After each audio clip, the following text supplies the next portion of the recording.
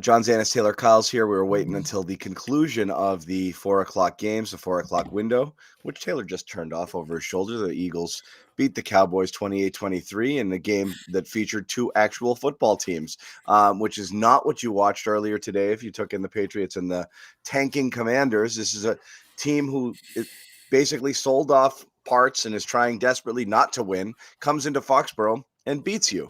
And not only beat you, looked like a significantly better team than the Patriots, and this game could have been more lopsided were it not for some other things that, and again, I think officiating, I'm not going to get into that, but I think this Patriots showed who they were today again, and they've done it again and again and again and again, and anybody expecting this team to ever be anything different than what we're seeing or what we've seen this year, that's not going to happen. And honestly, I don't think you should have ever expected it to happen. But I think every fan is kind of in the same place now.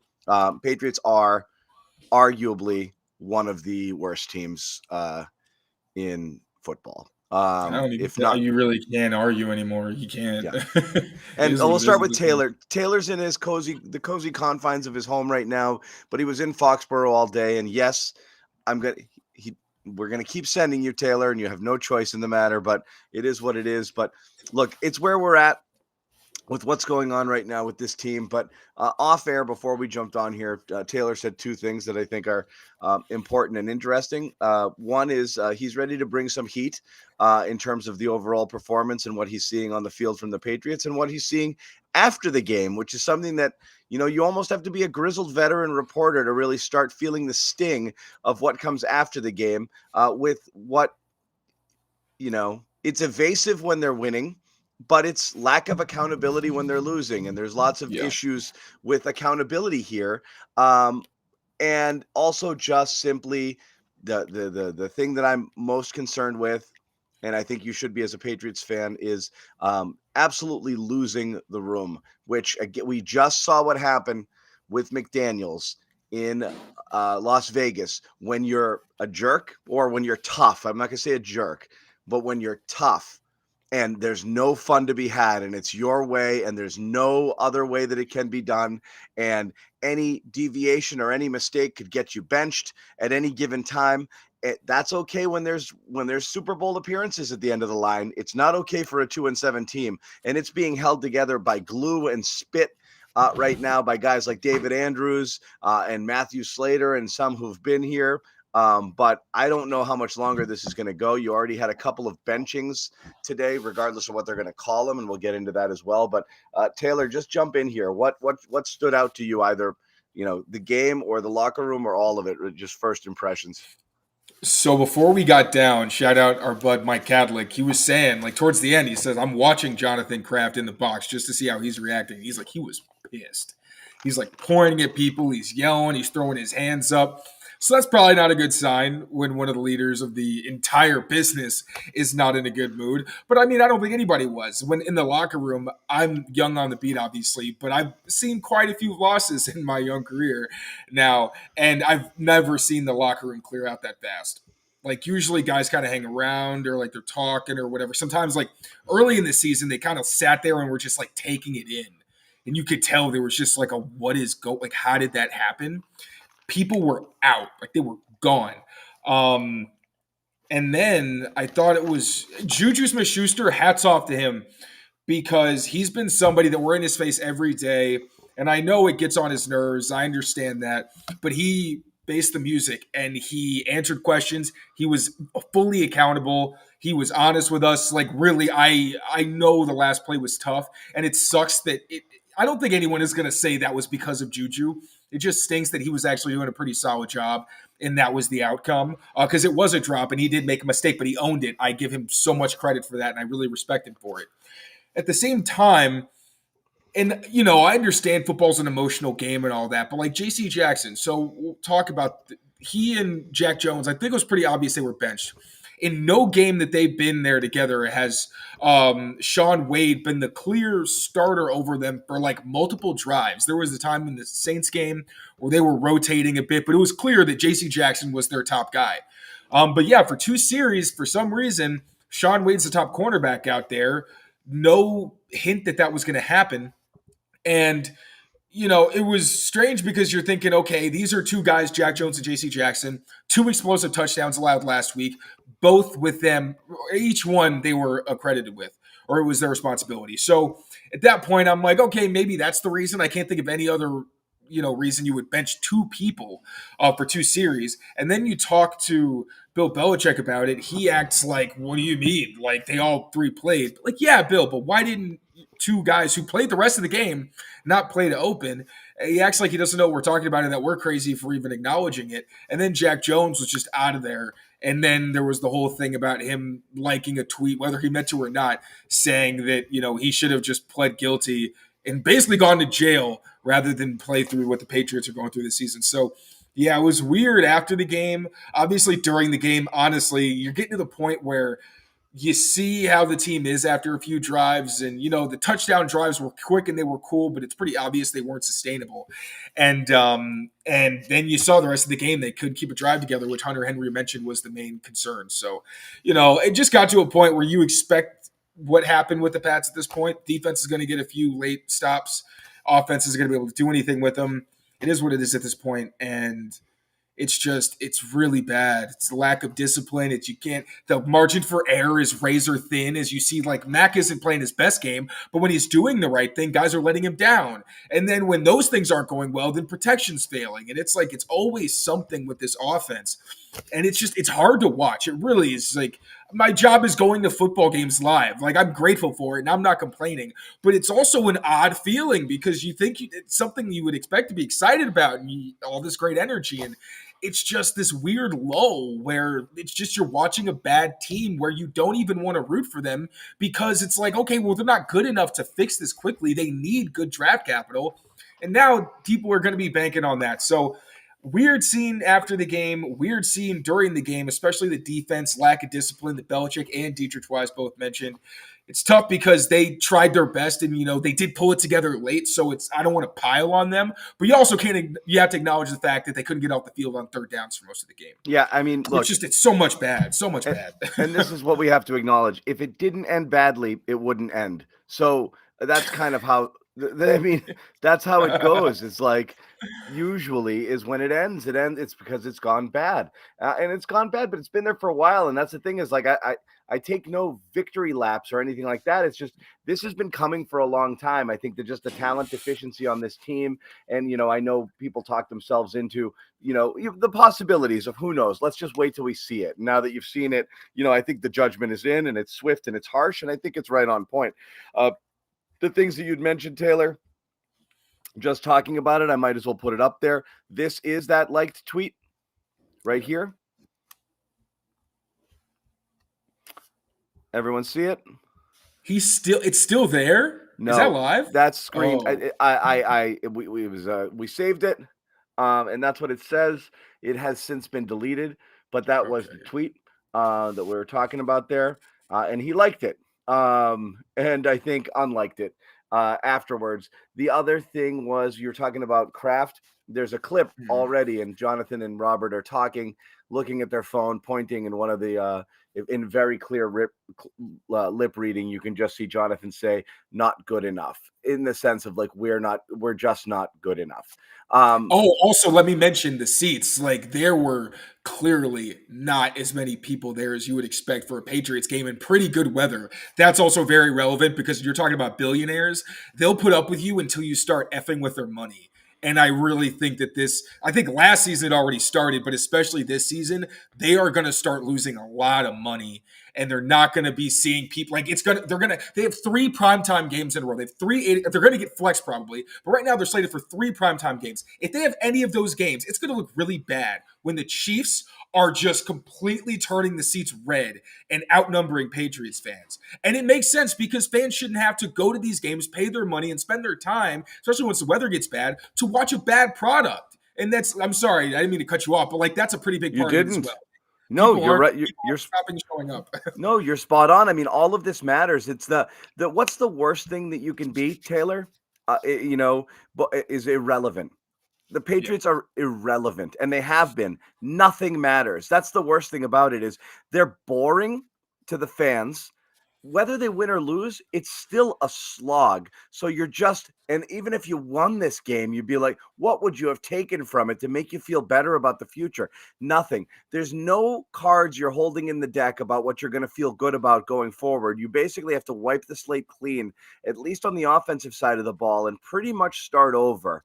And you're in the worst position you could be in, which is basically at the end of a rookie. It's not the very end of a rookie deal, but entering the end of a rookie quarterback window and realizing he's not the guy. We got to start over. And then you look around and say, but we got nothing to start over with. And there you have to go. All of the fans, myself included, clamoring for receivers. I take it back. I really do, because I don't think you add receivers until you have everything else in place, and they have nothing else in place. What would you do with a bunch of good receivers right now? You can't get the ball 10, 15 yards downfield. I get it. Multiple things can be true here. Mac, they could be doing nothing to help Mac, and they're doing nothing to help Mac. Patchwork offensive line, 3 coordinators in 3 years, and the worst receiving group in the NFL, bar none, not even close. Sure, absolutely, and changing the personnel weekly in terms of who's there and who's getting snaps, some due to injury, some due to whatever. It's not good enough.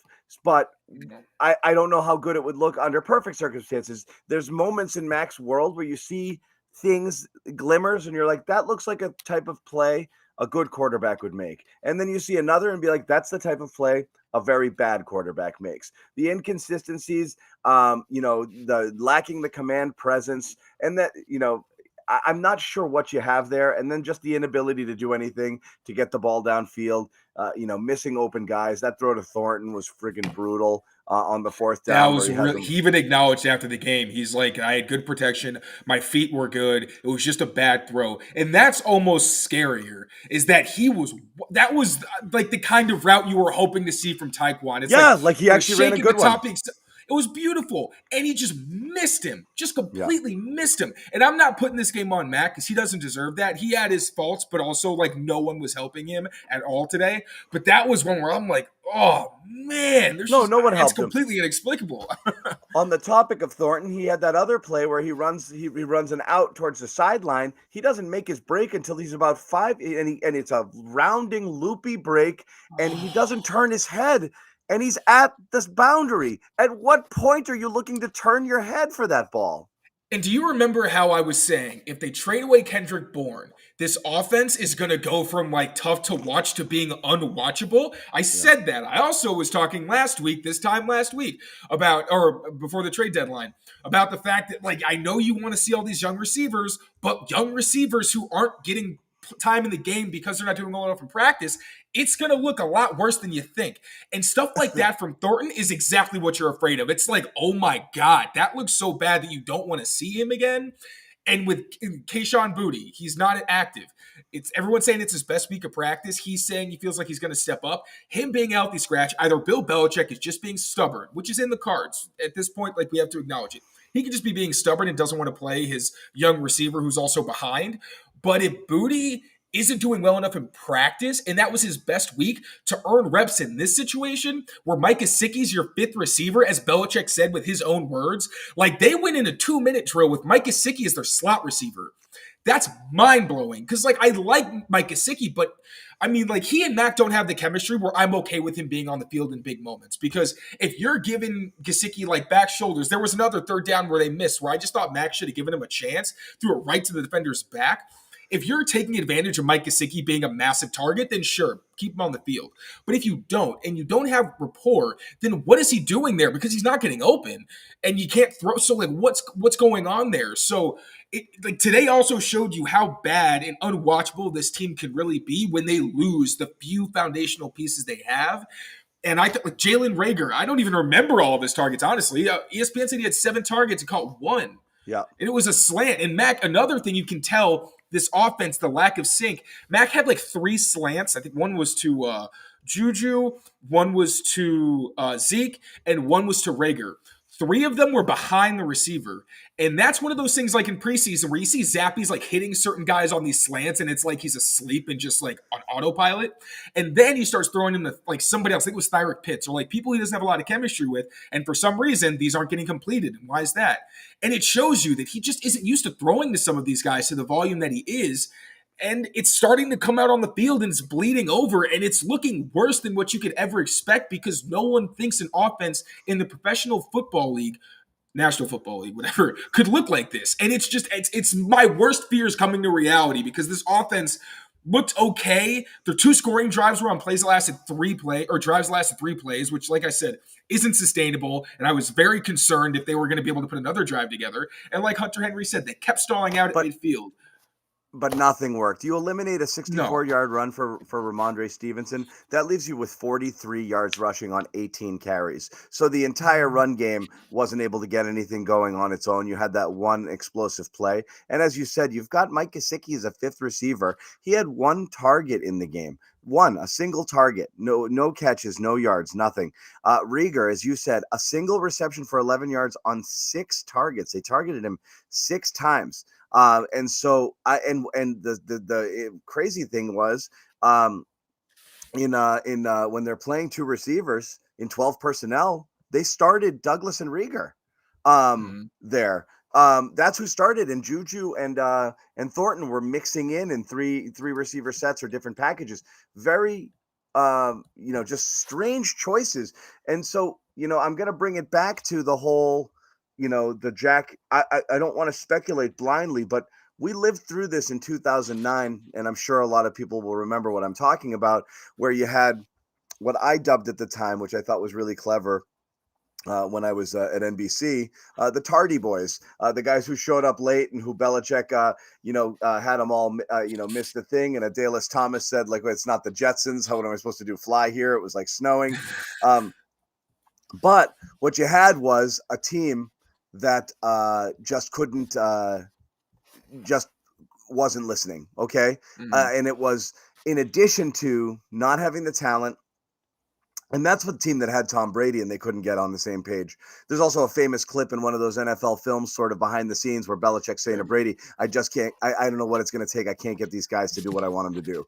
So we're getting stomped by the Saints. Yeah, in the Saints game. I can't get these guys to do what I want them to do. And this is kind of a similar sort of situation is I don't think he can get him what he wants to do. I don't think the coaching is nearly good enough here. I mean, my goodness, Taylor, one of the jokes with this team. Anyway, I love that comment. He's completely right. The amount of dialogue around Kayshon Boutte is so unfair and ridiculous. And we literally have to because it's our jobs. It just speaks to a mindset. Nobody believes Kayshon Boutte is coming in here and saving this team. Mm-hmm. It's more a mindset of why not try it? What do you risk here? As I said last week, like you have to figure out if anybody is worth holding on to, which means I don't care if Thornton's not ready. You got to put him out there and see what he can do. I know, Taylor, but otherwise cut him. So gross. It doesn't matter. Cut him. DeMario, Boutte, Thornton, just by the end of this year, decide if any of them are on the team next year. And if it's just DeMario, so be it. And cut him. Who cares?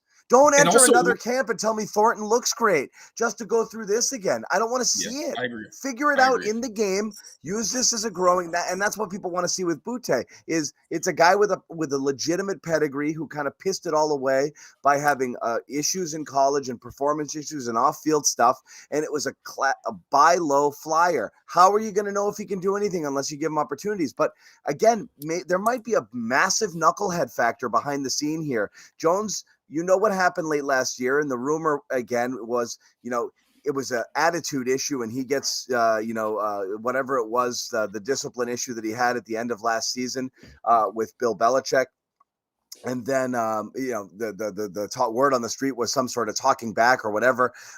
J.C. Jackson didn't go well over in L.A., and again, one of those guys that's maybe not on board fully with what's going on here, behind the scenes in the program. I'll say like to the JC Jackson thing. So I talked to him about the Dolphins game. Specifically, I was asking him about the big plays that he And gave up. performance issues because he's been brutal. Right. And I asked him because I was trying to give him the benefit of the doubt because there were two plays where I was like, the Dolphins are just good. You kind of have to tip your cap sometimes. And he was overwhelmingly like, I messed up. Like, I did this wrong. It's not, he gave them credit, was also like, I had mistakes. So to see him, like, that's the first time I've seen a player after a game just be like, I'm not talking. Which, come on, man. Like, one of the touchdowns that was given up was a play where you took a while to even understand what the He's play not talking because was. he's mad that he got benched. So Right. And it's like, it's a lot of different things where I understand it's emotional and everything, but like, it's still your job. You can say no comment, but to completely decline, I thought was just not a great look. And also, one thing I'm just going to throw in there is kind of off topic, but you mentioned like the running game was bad outside of that one run. It's frustrating because the past 2 weeks, Ramondre Stevenson is actually starting to look like himself. Like starting to see him make the first guy miss. He's showing contact balance and plays that you think are over. He's getting more yards, but so little is being blocked for him consistently that you can't really tell, except for the 1 to 2, like, oh wow, runs a game, or if they give him some passes where he gets the ball in space. But that's another frustrating part is your best player is now finally starting to look good. And you don't even notice because the run game is struggling. I don't know if it's just lack of execution. I don't know if it's chemistry, as Cole Strange mentioned. I think that's part of it too. But like all the skill position, and again, like, and I think there needs to also be a line for what we talk about. Just put the receivers out there. How bad does it have to be for you to say, okay, this isn't even worth it? Because I understand wanting to see what they can do and getting experience. But a route like what Taekwon had, where you're genuinely like, even as a receiver who's played the position at all, like, what are you doing? What was going through your head? It's like, is that not the line where you're saying maybe we shouldn't put him out there? Maybe like even Mike Gesicki is better than someone who's not even looking for the ball. We're not worried about better. We're worried about it's an audition. It's an open audition. You've got the rest of the season to prove to me that you have any business on a football field. And if you don't, I will not employ you next year. It's that simple. We can't keep doing this. You got to figure out what you need. And that's it. That's all I'm saying with there. But again, we're obsessing over the minor things. Really, it's the larger issue, and why I keep going back to this. I don't know why Douglas and Rieger are the ones starting. Are they the ones who are most like have the best practice or the most compliant? Listen, do things the way they want. Well, Demario's good. I know he's good. He's the only one left there. But like, what are the decisions and why are they being made the way that they're being made right now? I'm not really sure. This was another curious one, which is like, and again, people who suffered through Malcolm Butler and the Super Bowl benching and still not having an answer to that is really frustrating. But you do wonder whether it's crumbling behind the scenes here, and what happens if you lose another game, fall to 2-8 heading into that bye week. I don't know what kind of performance you're getting from those guys in those remaining games anymore. I think it's 1-2-3 Cancun already with this team. Mac was asked if it's hard to like keep confidence in the system pretty much during the post game, and he was like, "Yeah, but what? Yeah, okay." that was pretty. Usually he skates those questions, and maybe he meant it a different way, but even still, like Matthew Slater said last week after the Dolphins game, like, yeah, it's going to be tough to like kind of maintain buy-in and stuff like that. And these are things that they were denying earlier in the season. So it's not that these are just slipping out. Like this is different from what they've been saying when you could tell they did have faith, because it was kind of silly after 3 games to think that they were good. Now, I wouldn't say silly, because at the time it was pretty fair, considering it was the repeat of a lot of things we'd seen earlier from the offense. But the cracks are already starting to show where players are acknowledging, yeah, this is tough, and we're not even at the bye week yet. So yeah. As far as Mac is concerned, I found some of his post-game commentary interesting. Just the way that he was answering certain questions. I don't think he's doing himself any favors here. I'll get into that in a minute. Want to tell you real quick about Fanduel. If you want to get in on any action, again, you got about 11 minutes to get anything in on that. A really good game between the Bills and the Bengals coming up, and we'll get out of here in time to let you guys go watch some more football. But go to fanduel.com/Boston. You get $150 in bonus bets when you place a winning $5 money line bet. What's a money line bet? You just pick the winner, and there's odds. And bet $5. That's all you have to do. You win that bet, you get $150 in bonus bucks that are non-refundable bonus bucks. Conditions do apply. So all you have to do is sign up again, fanduel.com/Boston. Download the app. It's super easy to use. Terrific interface. Ton of fun and interesting things you do. Constant specials and different deals running on there. And it's definitely worth your while if this is the kind of thing that you are into. And also, if you want to learn how to bet smarter, check out Odds R. Go to oddsr.com/presspass. Download the app. It's not a betting app. It's not a sports book. What it does is it helps you and teaches you how to bet smarter using machine learning and AI. Odds are just basically makes smart bets for you. So again, check it out. oddsr.com/presspass. Wanted to talk quick about the Mac Jones stuff here. And let me see one thing. So Taylor, Mac Jones, couple of comments. Were you in on his entire press conference? I was, yeah. General vibe, I felt like there was a lot of, that's a good question. I don't know. That's a good point that you made. Excellent question there. And to me, that's basically saying like, what you said is right, but I don't want to say it. So I'm going to let you say it. And some of it was about personnel. Changing personnel. Is that tough? That's a good question. What about this? You make an excellent point. He did kind of a lot of those things, which is, thinly veiled sort of like, yep, I'm agreeing with you, but I'm not going to say it sort of stuff. And I don't know who watches it or who sees it. I can't imagine that plays super well. Because underneath it all, he's like, but no excuses and I have to do better and blah, blah, blah, and this and that. But Mac feels it. Mac feels he's been done dirty by Bill the last 2 years and everything around it. And I don't know that that's something that can ever be fixed. And I don't think it will be fixed. I think if one is back, the other certainly is not. And realistically, it wouldn't be surprising if both aren't here next year. But I think this marriage is over. I agree. Like this is one where I've said a lot of what I wanted to say about this, but I mean, yeah, I think we've gotten to the point where there's so many holes on this team that I don't even think Mac is your biggest problem. But whether it is him or Bill or both or one or the other, like something's got to change because there's so many things that Bill does well and brings to the organization, but it's gotten to the point where even giving that caveat seems like I'm giving him an easy way out for what has just been objectively a horrendous season. And he always says that all of that goes to me. And when we do poorly, it's all on me. Well, Bill, yeah, and you're the general manager. So even if you're not super involved in personnel during the season because you're super duper busy, these things do fall to you. So, and we've already said you can't really put all this on Mac. Like he's doing his best, but his best isn't good enough. But then when he is doing his best, people are letting him down. It's just a cacophony of bad. And I think he just doesn't want to lie to our faces like Bill tends to and, act like our questions aren't valid when they absolutely are. And I think as long as they're, phrased the right way, I think all of the players are usually pretty honest about, yeah, we're not doing enough. Like Dietrich Wise also kind of turned the corner of earlier in the year being like, yeah, no, like we're a good team. I remember him specifically saying we are a good team. Today, he said we're beating ourselves. I think this was the first time I've heard him outright say that, like, there's no real positive. I think players and coaches are different in this regard, Taylor. And again, as a guy who's done this my entire life in terms of like, media on the scene, producing, looking for sound bites, trying to read into what's being said, feeling entitled to some level of honesty and or accountability from the people that we talk to on a regular basis. I've finally kind of settled in on this.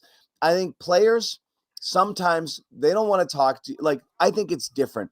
The players are out there playing, and sometimes when you ask them why they did something, their blood is up after the game. They're all jacked up. They may feel accountable, but they don't necessarily want to tell you. They don't want to give it up. Okay. Is it better when they do? Sure. Do we feel better about it? Sure. Do we treat them a little bit softer and nicer when they are accountable? Sure. So Juju's going to get a free pass for his drop this week because he owned up to it. And Parker, there was a witch hunt for a friggin', 7 days trying to admit that you messed up. And I don't care as much about that. If inside the locker room they're doing it to each other, that's fine. Sometimes they just don't want to give it up to us because they're just like, man, I know what you want out of me. I just don't feel like giving it to you right now. And so that's an emotional reaction sometimes after the game. Parker, of course, had 3-4 days after the fact to have looked back on it and said, like, yeah, I got to catch that ball. He didn't. Doesn't matter. Leave that alone. The coach is different. The coach, to me, and this is what it is with all of them, they're much smarter than we are. The players are much smarter than we are. They see things and know things we'll never be able to comprehend, and that's even including someone like you, who is as good as anybody in the business at understanding what they actually see on the field. The majority of people asking questions don't understand nearly close to the same level as these guys. So Bill doesn't feel that you, whoever you are asking the question, is entitled to an answer because you don't understand or see what he sees. But from the media perspective, it's like, but we're asking you, what's the point of journalism? It's sports. This isn't, we're not talking, we're not talking to City Hall or talking to somebody, about major issues that affect people. This is sports, and it's sports fans who just want their teams to win. But it still is about holding power to account, and you're trying to ask the person making all the decisions why they made the decision that resulted in blank, and you have him say, whatever. Like, I don't care. So when you're not getting it from the coach, it's a little bit tougher because you're basically saying, like, you're accountable for all of this. Why aren't you telling us why you're making the choices that you're making and why you did this and why didn't you play this person? And when they don't tell you, then it gets really, really frustrating because you're trying to get answers because I think the fans want the answers. So that's very, very frustrating when it happens. As I said, the Malcolm Butler, all these years later, you still don't know why Malcolm Butler doesn't play in the Super Bowl. Like, that's extremely frustrating. I think still eats at a lot of people. Yeah, and that's exactly what I thought of. I am 100%. I am 100% calling myself stupid. Most journalists, compared to the people they're asking questions, we are not on their level, but we're basically saying, can you explain it to us sometimes? And with Bill, it's, hey, fall at the altar of Bill. We know you're the almighty, and there's not a single person employed on a team in any capacity as a coach or whatever who doesn't know worlds more about football than every person in that locker room asking questions. But you're asking them why are you doing these things? Explain it to us. It doesn't seem to make logical sense sometimes, and still not getting answers over the basic stuff, which gets frustrating. Yeah, it does. I mean, yeah, you hit the nail on the head. I don't even have much to add. It's just like one example of it the other way was like I asked Mac about the Jalen Reagor back shoulder where Emmanuel Forbes almost picked him off. And he was super candid and basically was like, yeah, we tried to pick on him and it didn't work. I didn't even understand that was what he meant. At first, I thought he just meant he was trying to throw to Reagor. I was like, well, that didn't work very well. Yeah. And then somebody was like, dude, no, he was talking about Forbes. I'm like, oh, damn, that was kind of juicy. I had to scoop it. I didn't even know. Amateur, I'm learning. But yeah. Different wavelengths with coaches. Yeah. So again, but that's Bill, and it's always been Bill. It really more comes down to, again, nobody gives a crap about the media. Nobody gives a crap about this is Jack Nicholson. I don't give a damn what you think you are entitled to. Like, he doesn't care what we think we're entitled to in terms of answers. I do think the fans want some answers, and the fans want answers not about like what's happening on the field. It's why did you ruin the Patriots? Like, what's going? Like, that's what people want to know is why is this happening here? Like, you would like to feel that the person responsible for all of it recognizes, I have put a bad team on the field. I have assembled a poor team, a team bereft of any real talent, who doesn't do what we want them to do, or we're not doing a good enough job getting them to do what we want them to do. But there's not enough acknowledgement there, and I think that's where the vultures really start circling here. Because it's all fine and good when you've got Bill can be funny and crap all over a reporter when they're 14-2 and headed to another Super Bowl. It's not as cool when the entire fan base is like, no, man, I really want to know this. Like, what's going on right now with this team? And also, do you recognize it, or do you think everything's okay? Do you think it's fixable? Do you feel is it as do you view this as dire a situation as we do? Because we're freaking out, man, and that's kind of where fans are here. Is I want this team to be good, but you're not giving me anything. So hit the nail on the head, man. I don't even know what to say about this team anymore. I mean, it's true that you'd like more accountability, but at the same time, how many times is Bill going to say we didn't do enough or we're disciplined enough? Like, I feel like there's a point where, as annoying as it is for us, I think there's times in his brain where he really is just like, it was simple. We didn't play good enough football, and he doesn't have the answers that we want until he watches the tape. But I'm sure he'll, evade questions still tomorrow. But no, because then you're on to whatever, we're on to the exactly. next game. We're on to Germany. So we're off to Germany is where we are. That'll be the new one. Not me. I'm staying here. I know. So that's what we have here. Was there? Did you see anything redeemable in Mac's play today, or anything redeemable in anyone's play? And again, someone just mentioned here it's another game in which they failed to score 20 points, and it's just really freaking hard to do that in this NFL and hang in there. Jelani Tavai, Christian Barmore, and Anthony Jennings are having career seasons, and they all had really impressive plays today.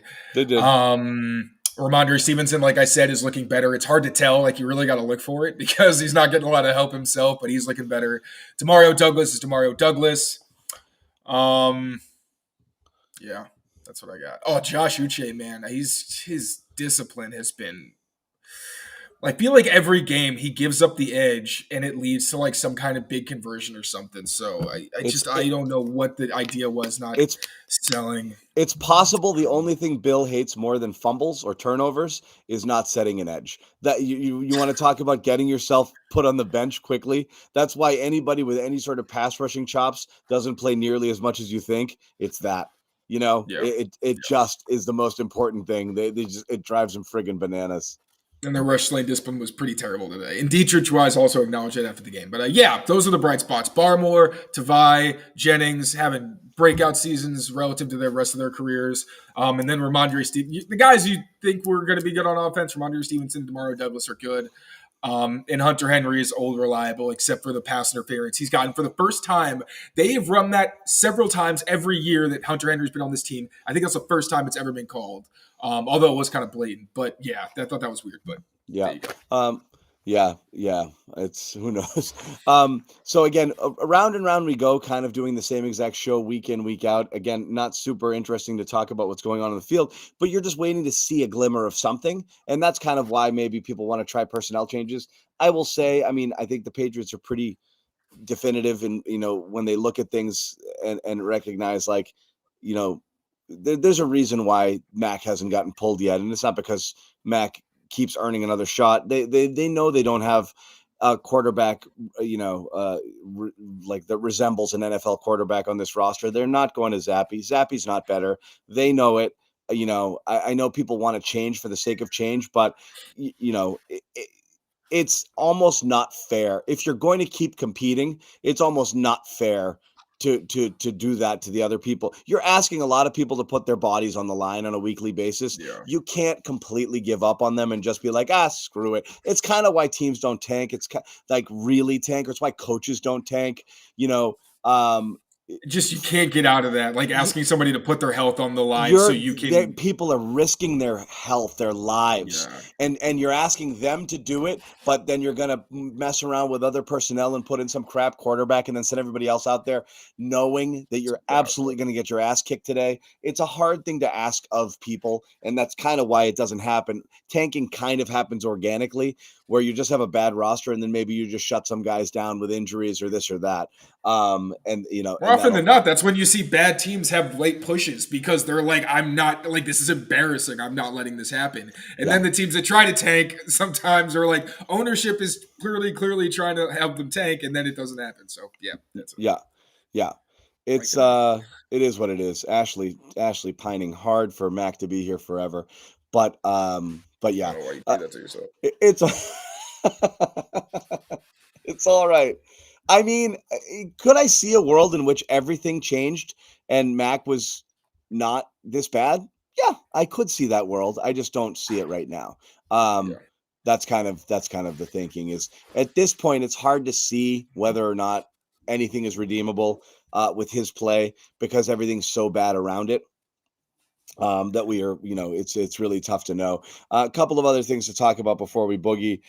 Um, Someone's got to check on Josh McDaniels right now because he's got to be about as low gets. You know, tough week for him with the players only meeting reporting coming out that he basically everyone went in on him. His basically everything Josh McDaniels knew about what it was to be a good football coach, which was to nitpick and have his hand in everything and try to be a perfectionist like his mentor and his predecessor, and also whatever offensive football acumen he felt that he brought to the table was basically laid to waste in a players only meeting. He was apparently a shell of himself the rest of the week, and they went out there and laid an egg. He gets replaced, and in their first game back, they score more points in the first half than they had in any single game with him at the helm, 30-6 defeating the Giants, which is no tremendous feat, I'll tell you, but still. So that happened. So it's still kind of that thing of what happens when the Belichick style is not accompanied with the Belichick winning. And almost every single coach on the Belichick coaching tree, of which there are very few branches remaining, has suffered this same fate, going in there and being a taskmaster and a dictator and somebody who's really tough and makes it and really grinds people, but without the results. And that's what's happening to Bill right now too. It's kind of a mirror image.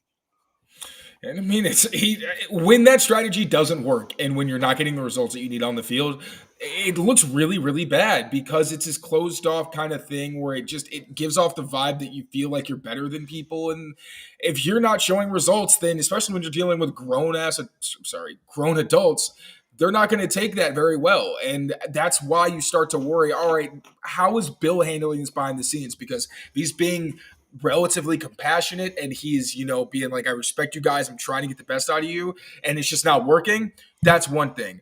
But if he's like being a hard ass and what you'd expect him to be like, and people are looking at him like, who are you talking to? Like, yeah, you have all the success, but I've been here for a few years and I ain't seen it. It doesn't fly. Yep. Doesn't fly. Patriots right now, the second worst scoring differential in the entire NFL, behind only those New York Giants who suffered those two massive defeats to start the season. 2-7, worst in the AFC. Only the Cardinals and the Panthers are worse with one win each. Patriots right now are tied with the Bears and the Giants, who they play later on, 2-7. That could be a draft pick bowl sort of game. They are no worse than a 5th overall draft pick right now. So that's where they're at this point in time.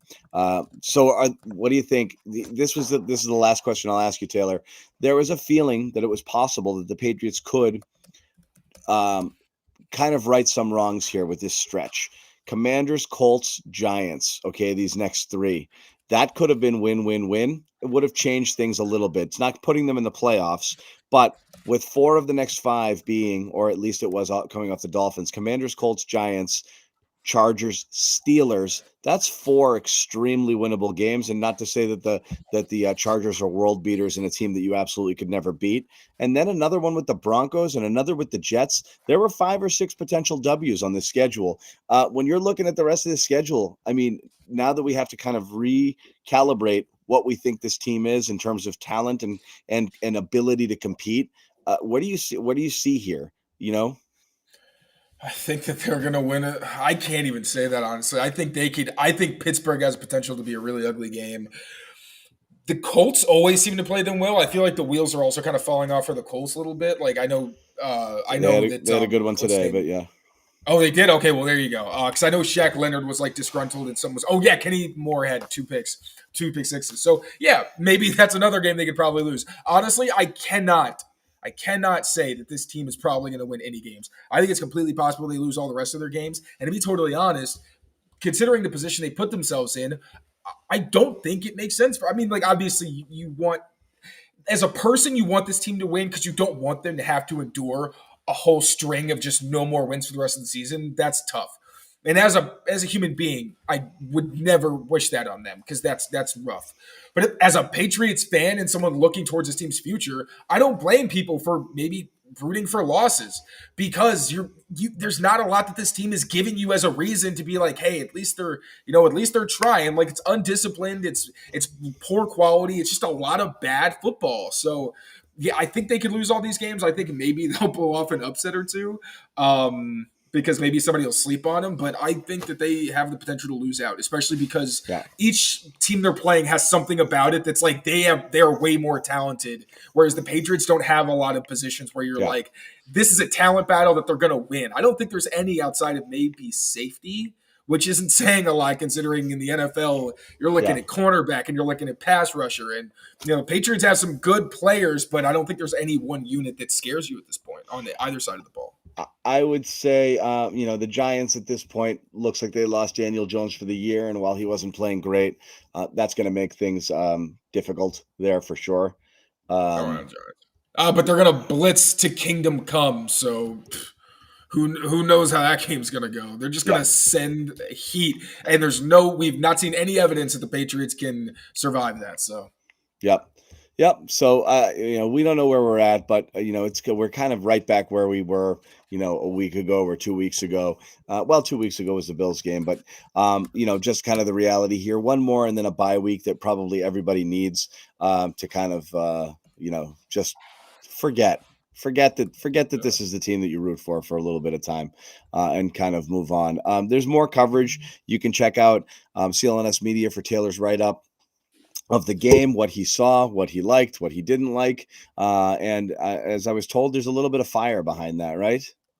Yeah, this is one of my more poetic kind of attempts. I'm really pouring my heart into how disappointed I am.